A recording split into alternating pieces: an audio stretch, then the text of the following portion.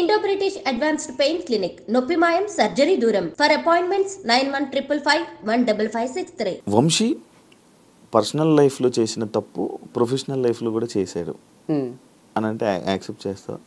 అంటే to some extent maybe it's true from others point of view. But నేనైతే every day in day out పని తప్ప వేరే ధ్యాస లేకుండే. నాకు పని చేస్తూనే ఉన్నా. మీరు అబ్జర్వ్ చేస్తే కూడా ఒక్కరోజు కూడా వీడియో రాకుండా లేదు. అంత ఈజీ కాదు కంటెంట్ క్రియేట్ చేయడం. సో పర్సనల్ లైఫ్ లో కూడా నేను ఏ తప్పు చేయలేదు. స్ట్రాంగ్ గా నేను నమ్ముతాను, నాకు చుట్టూ ఉన్న వాళ్ళకి కూడా తెలుసు. అండ్ ఇది ఎట్లా జరుగుతుందంటే, నేను ఈ మధ్యన బిలీవ్ చేసేది అన్ని మన చేతిలో లేవు. అంతా మనం రైడ్ చేసుకుంటూ పోయినా ఎక్కడి నుంచో ఏదో ప్రాబ్లం వచ్చి మనం సఫర్ అవుతాం అనమాట. అట్లే సఫర్ అయింది నా పర్సనల్ లైఫ్, ప్రొఫెషనల్ లైఫ్ రెండు జీరో గానికి రీజన్ మొత్తం నేనే కాదు. అది చాలా మంది ఇంపాక్ట్, చాలా మంది ఇంటర్ఫియరెన్స్ ఉంది దీంట్లో.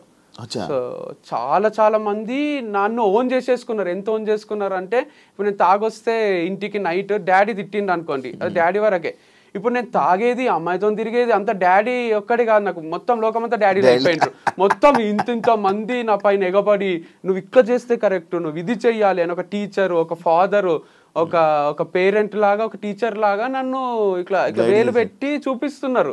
ఎవ్వరికి ఏం ఎఫెక్ట్ అయితే లేదు. మళ్ళీ ఎఫెక్ట్ కాందే you have to travel in this way, this manner అని చెప్తున్నారు. సరే నాకు మంచినే ఉన్నా, నన్ను వదిలేసేయండి, నేను హ్యాపీగానే ఉన్నా, హ్యాపీనే పని చేసుకుంటున్నా అన్న. నువ్వు హ్యాపీగా ఉంటే మేము చూడలేము అట్లా, నువ్వు ఏడవాలే, నీకు డివర్స్ అయింది, నువ్వు వంశీ ఫార్మ్స్ పెట్టుకొని కూడా క్లోజ్ చేసుకొని నువ్వు ఏడవాలే, అయితేనే మాకు ఆనందం అని కొంతమంది అనుకున్నారు. ఆడికి కూడా చాలా మంది సపోర్ట్ చేసే వాళ్ళు కూడా ఉన్నారులేండి.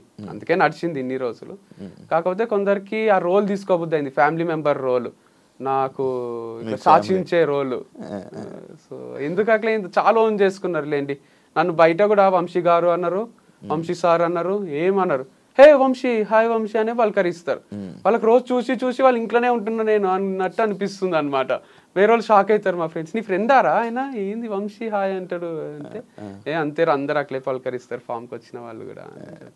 కాదు, ఏదైనా ఇంకొక ఈ ఫేమ్తోని వేరే బిజినెస్ ప్లాన్ చేస్తూ చేయడానికి ప్లాన్ చేయడం వల్ల లైక్ ఇది ఆపేస్తున్నావు అని కూడా మైండ్లో. నేను కమెంట్స్ ఏం చదవలేదు వీడియోకి కూడా. అట్లేం లేదు, అట్లా ఐడియా ఉండింటే బాగానే ఉంటుండే. ఏం ఐడియా లేదు. సో యాజ్ ఆఫ్ నవ్ అయితే 1 వీక్ నుంచి బ్రేక్లోనే ఉన్నా. నెక్స్ట్ ఏం చేయాలనేది అయితే ఎవరైనా క్వశ్చన్ అడిగినా కొంచెం ఇరిటేషనే వస్తుంది. జాబ్ వదిలేసి ఇంట్లో కూర్చుంటారు చూడండి, అట్లే ఉంది పరిస్థితి.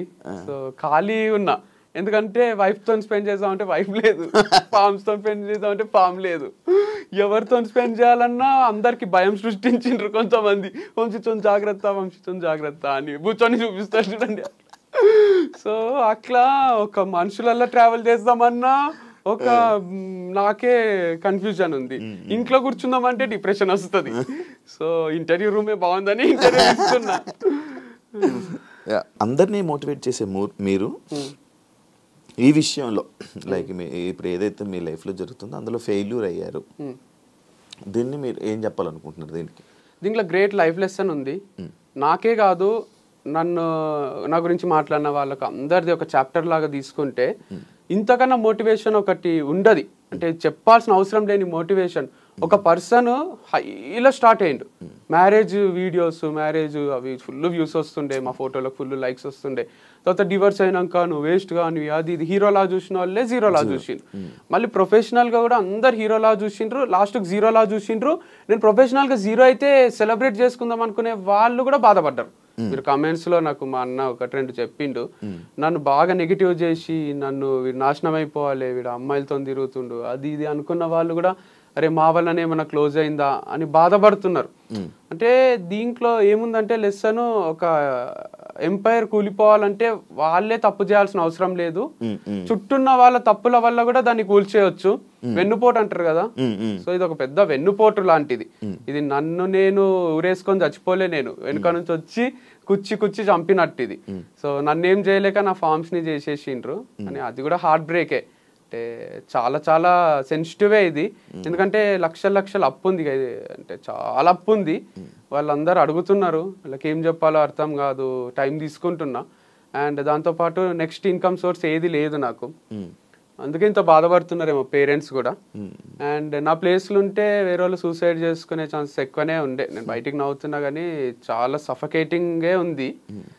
నేను ఎట్లా ఓవర్కమ్ చేసి ఇక బతకాలి కాబట్టి ఇంకా ఫ్యూచర్ ఉంటది కాబట్టి ఆ పాట ఉంటది కదా కేర్ ఆఫ్ కంచెరపాలెంలో రేపే టౌన్ చూడాలంటే నీవునికి ఉండాలి గాని సో రేపేం అవుతుందో చూడాలంటే మనం ఉండాలి కదా అందుకు గుండె ధైర్యం ఒక్కటి ఉంది ఇంకేం లేదు నా దగ్గర అసలు ఆస్తులు కూడా లేవు ఆస్తులు అని ఉంటే ఒక 2 ఎకరాలు అమ్మేసి అందరికి తీర్చేస్తుంటే అని ₹1 ఆస్తి లేదు అప్పులు తప్ప ఏం లేవు దాంతో పాటు నెగటివిటీ కూడా ఉంది మరి ఈ నెగటివిటీతో మళ్ళీ వేరే బిజినెస్ చేయలేదు ఒకవేళ ఇది చేసినా కూడా మళ్ళీ అదే నెగటివిటీ స్టార్ట్ అంటే కంప్లీట్ లేదు కదా 100 లేదు 50-50 ఉంది 50 మెంబర్స్ వంశీ హైలైట్ అంటారు 50 మెంబర్స్ వంశీ వేస్ట్ గాడు అంటారు సేమ్ బిగ్ బాస్ లా దాంట్లో ఉంటది చూడండి కొంచెం అట్లుంది యునానిమస్ గా లేదు కాకపోతే నేను అంత క్లాసులలో అక్కడ యునానిమస్ చూస్తుంటే 100 మంది పిల్లలు ఉంటే 98 మంది సార్ హైలైట్ చెప్తాడని మంచి అట్లుంటుండే కాదు ఇప్పుడు నువ్వు ఏదైనా వేరే బిజినెస్ పెట్టావనుకో మళ్ళీ ఇదే పోట్లు ఇవే పాయింట్లు ఇవే కామెంట్లు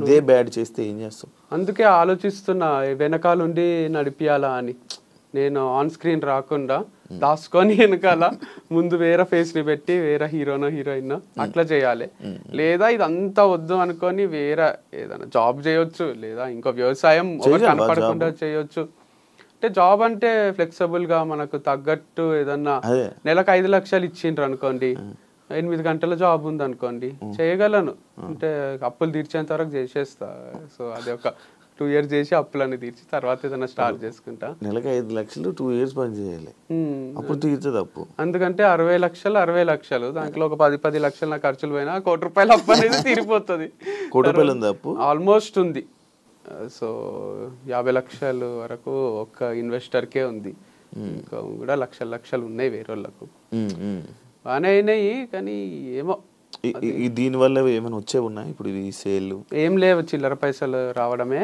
ఓనర్ ఒకటి ఏమైనా అడ్వాన్స్ తిరిగిస్తే అది హెల్ప్ అవుతుంది 6 నెలలు అడ్వాన్స్ ఉంది వాళ్ళ దగ్గర 1 నెల నేను ఇయ్యలేదు ఇంకో 5 నెలలు ఉంది వాళ్ళు కూడా ఏమో అంటున్నారు చూడాలి మరి 5 నెలలు ఉన్నది అంటే నడిపించాల్సింది ఒక 5 నెలలు అలాగా అట్లా ఒప్పుకుంటలేరు ఇయ్యో నడిపియో అంటున్నారు ఇప్పుడు మనం అమౌంట్ పే చేసి కరెంట్ మంత్ది కూడా నడిపియమంటున్నారు 5 నెలలు ఉంది కానీ నడిపించుకుంటాము అంటే అట్లా ఒప్పుకుంటలేరు మీ పేరెంట్స్ లైక్ డౌట్ జనరల్గా లైక్ ఇప్పుడు మీ పర్సనల్ లైఫ్లోనే ఫెయిల్ అయ్యి మళ్ళీ ప్రొఫెషనల్ ఇలా ఫెయిల్ అయ్యి ఇలా మీ ఫ్యామిలీ మెంబర్స్ కానీ మీ పేరెంట్స్ కానీ ఏం రియాక్ట్ అవుతున్నారు ఏమంటున్నారు అని అంటే it's not over until it's over వాళ్ళకు కూడా తెలుసు వంశీ చాలా strong character hill bounce back strongly అని అందరూ నమ్ముతున్నారు జనాలు కూడా నమ్ముతున్నారు ఎందుకంటే ఒక చాప్టర్ ఎండ్ అయింది బుక్ అంటే ఒక చాప్టర్ కాదు కదా 100 చాప్టర్లు ఉంటాయి దాంట్లో ఒక చాప్టర్ ఎండ్ అయితే ఎండ్ కాదు కదా కాకపోతే ఫెయిల్ అనేది కూడా ఫస్ట్ అంతా సక్సెస్ తర్వాత అంతా ఫెయిల్ మళ్ళీ సక్సెస్ మళ్ళీ ఫెయిల్ మళ్ళీ ఒకటి స్టార్ట్ చేసి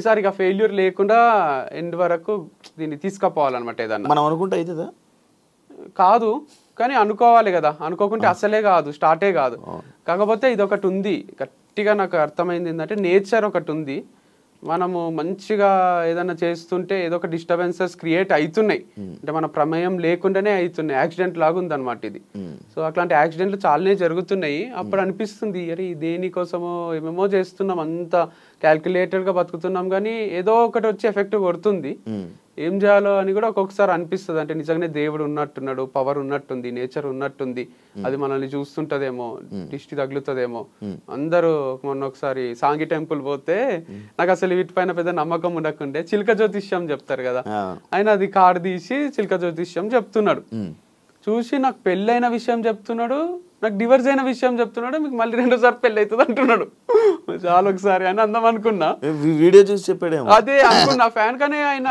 అసలు చాలా ఏజ్డ్ పర్సన్ ఉన్నాడు ఆయన ఏం గుర్తుపట్టినట్టు లేడు వెరైటీ ఉన్నట్లేండి ఆయన ఫ్యాన్ అయితే అర్థమైపోతుండే ఆయన అదొకటే కాదు ఇంకా వేరే కూడా నిజాలు చెప్తున్నాడు ఇక ఇంది ఇంత పవర్ ఉంటుందా అంటే వేరే వాళ్ళ పక్కన వాళ్ళ నా ఫ్రెండ్స్ అంటున్నారు దాంట్లో ఏదో ఫార్ములా ఉంటదంట రాశులు అవి సరే అది పోని మహాబలేశ్వర్ పోయిన ఆడ చెయ్యి చూసి ఆయన నాకు ఎవరి వల్ల ప్రాబ్లమ్స్ వస్తాయి ఏమైతుంది నీ దగ్గర అందరు డబ్బులు ఉన్నాయి అనుకుంటారు కానీ నీ దగ్గర లేవు అని north Indian palmist same Prabhas లాగా చెయ్యి చూసి మొత్తం చెప్తున్నాడు ఇట్లా కళ్ళ కట్టినట్టు నువ్వు మనసులో ఒక నంబర్ అనుకో నువ్వు మీ అమ్మ పేరు అనుకో ఏ నంబర్ అనుకున్నావు నేను చెప్తా అని నేను మనసులో అనుకున్న నంబర్ అయినా బయటికి చెప్తున్నాడు ఇక అంతకన్నా విచిత్రం ఉంటుంది మళ్ళీ నంబర్ ఏదో 1 to 10 కూడా కాదు 1 to 30 మధ్యలో ఒక నంబర్ అనుకో నేను చెప్తా అంటున్నాడు మనసులో లిప్ రీడింగ్ లేదు ఏం లేదు అట్లాంటివి ఒక 5-6 విషయాలు చెప్పిండు ఆయన అప్పుడు ఈ జాతకాల మీద దీని మీద ఇదంతా నిజంగా ఉన్నట్టుంది, వీళ్ళు చాలా పవర్ఫుల్ ఉన్నారు. రాధేశ్యామ్ అని సినిమా తీసిండు కదా,